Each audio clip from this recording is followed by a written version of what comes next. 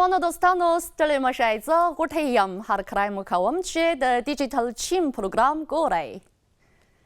له ليسانس څخه پورته زده کړې په لوړو ښوونیزو چارو کې تر ټولو پورته درجه لري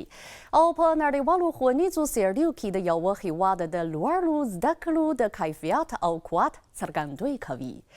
چین په 1988 کال کې له لایسنس نه پورته زده کړې بیا یاده کړي او په 1980 کال کې د چین د ملي ولسي کانګرس دایمي کمیټې د ښوونیزو درجو اصولنامه خپاره کړې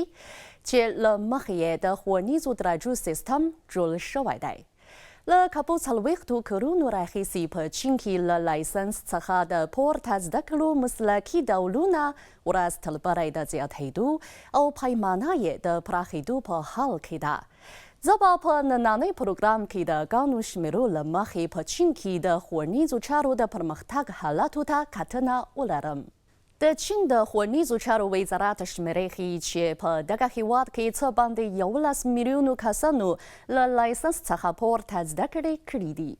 په چین کې په 2022 کال کې څه باندې 3 میلیونه 6 لکه او 50 زرو محصلین له لایسنس درجې څخه په پورته زده کړو بوخت وو چې عمومي شمېر یې په نړۍ کې دوهم مقام خپل کړی دی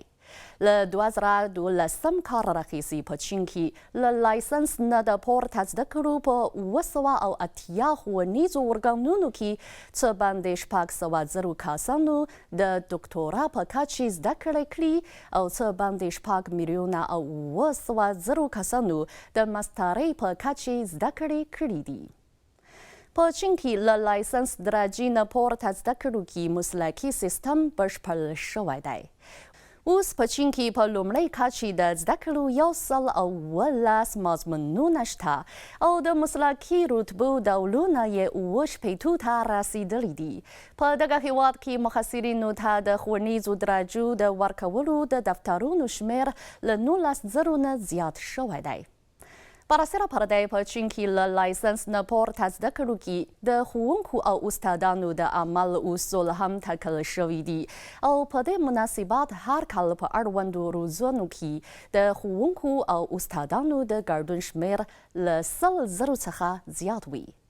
یادې شمېرې ښیي چې په چین کې له لایسنس څخه د پورته زده کړو چارې د پیمانې د پراخېدو د ډولونو د زیاتېدو او د نوښتګرو د روزلو په برخو کې د لیدوړ بریالیتوبونه ترلاسه کړي دي